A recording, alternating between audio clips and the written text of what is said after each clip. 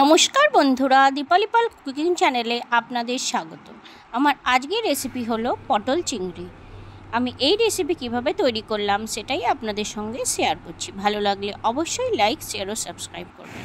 প্রথমে আমি সব কিছু কেটে বেছে পরিষ্কার করে নিয়েছি কিছুটা পটল, সেটাকে আটখানা করে অল্প খোসা রেখে কেটে নিয়েছি। তারপর নিয়েছি কিছুটা আলু আর সামান্য পরিমাণে কুমড়ো, আর মশলায় নিয়েছি টমেটো, পেঁয়াজ আর আদা।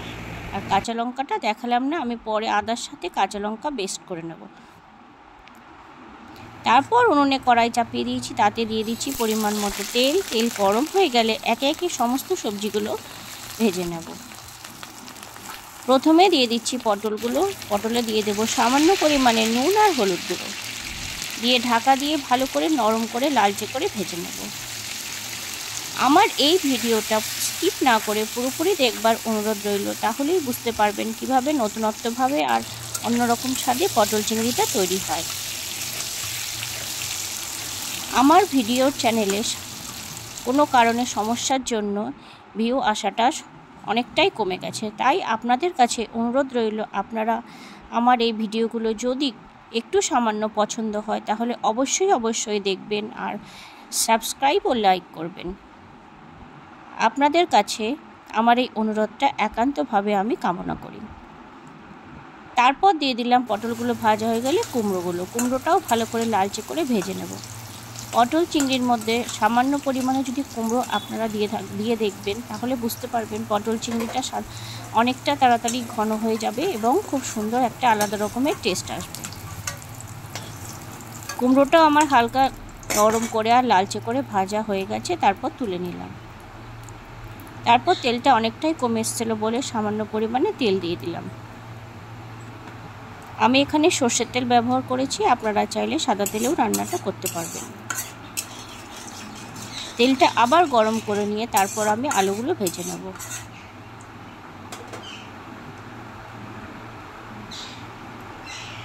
দিয়ে দিচ্ছি কেটে রাখা আলুগুলো। আলুতেও সামান্য পরিমাণে নুন হলুদ দিয়ে দেবো।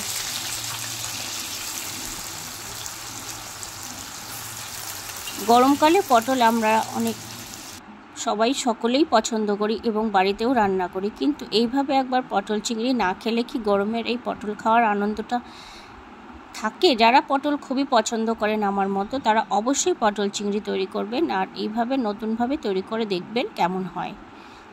সব কিছু সবজি ভাজার পর তারপর আমি দিয়ে দিলাম বেছে রাখা চিংড়ি মাছগুলো। চিংড়ি মাছটা নুন হলুদ দিয়ে মাখিয়ে নিয়েছি। তারপর চিংড়ি মাছগুলো লালচে করে একটু ভেজে নিয়ে তুলে নেব।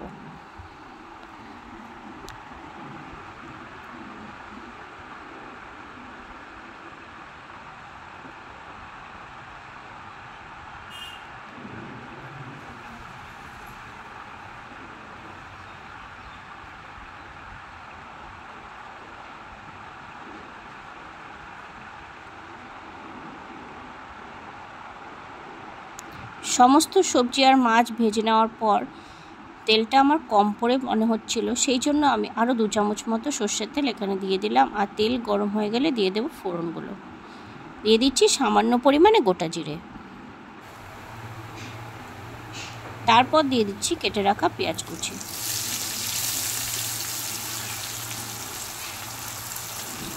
আপনারা এখানে পেঁয়াজ ব্যবহার করতে না চাইলে পেঁয়াজটা বাদও দিতে পারবেন, কিন্তু অল্প করে পেঁয়াজ দিলে পটল চিংড়ির টেস্টটা অনেকটাই বেড়ে যায়। তারপর দিয়ে দিলাম কেটে রাখা টমেটো কুচিগুলো, দিয়ে সব কিছু সামান্য পরিমাণে চিনি দিয়ে লালচে করে ভেজে নেব।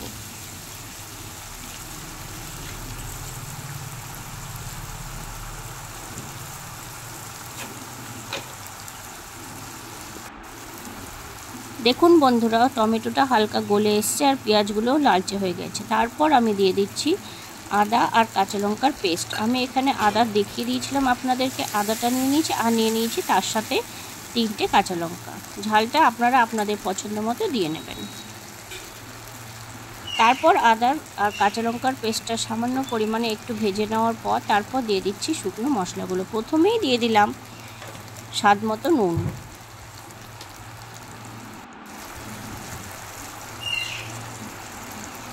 তারপর দিয়ে দিচ্ছি হলুদ গুঁড়ো,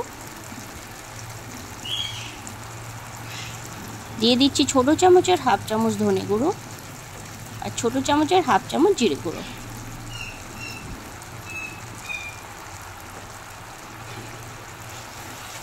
সব শুকনো উপকরণগুলো যাতে পুড়ে না যায় তার জন্য দিয়ে দেবো সামান্য পরিমাণে একটুখানি জল দিয়ে মশলাগুলো 2-3 মিনিট মতো ভালো করে কষিয়ে নেব।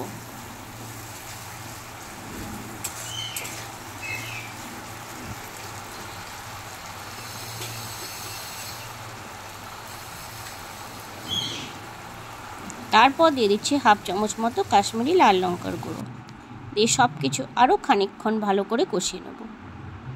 মশলা যত ভালোভাবে কষানো হবে ততই রান্নায় টেস্টটা বাড়বে। সেই জন্যই আমি আপনাদের কাছে বারবার বলে থাকি মশলা একদম কম আঁচে ভালো করে কষিয়ে নেবেন। তারপর দিয়ে দিচ্ছি সানরাইজের মিট মশলা হাফ চামচ।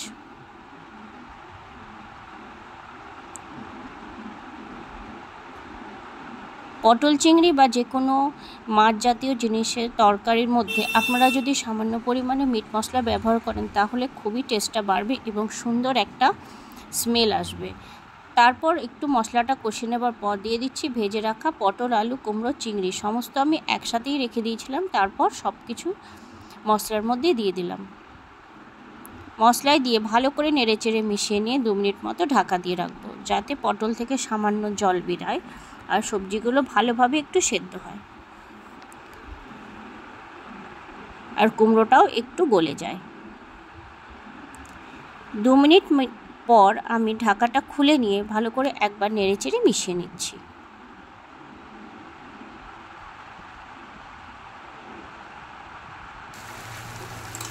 খানিকক্ষণ এইভাবে ভালো করে কষিয়ে নিয়ে যখন একদম শুকনো হয়ে আসবে তখন আমি গ্রেভির জন্য জল ব্যবহার করব।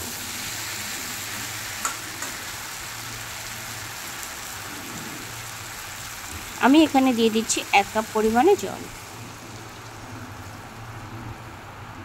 গ্রেভিটা আপনারা আপনাদের পছন্দ মতো অবশ্যই করে নেবেন। তারপর সব কিছু একবার নেড়েচেড়ে মিশিয়ে নিচ্ছি।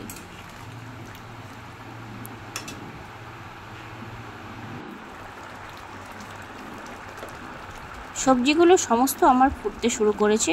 ফুটে ফুটে যখন অনেকটাই ঘন হয়ে আসবে তখন আমি দিয়ে দেব সামান্য পরিমাণে শাহি গরম মশলা গুঁড়ো। তারপর আরেকটু ফুটিয়ে নিয়ে আমি একটা পাত্রে নামিয়ে নেব।